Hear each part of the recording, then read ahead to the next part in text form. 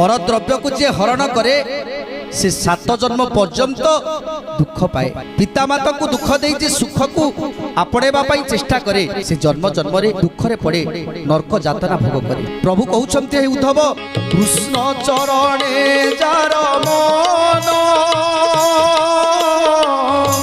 संसारे श्रेष्ठ सेहि जन नाम जा मुखे सदा थाए भगत मते श्रेष्ठ हुए।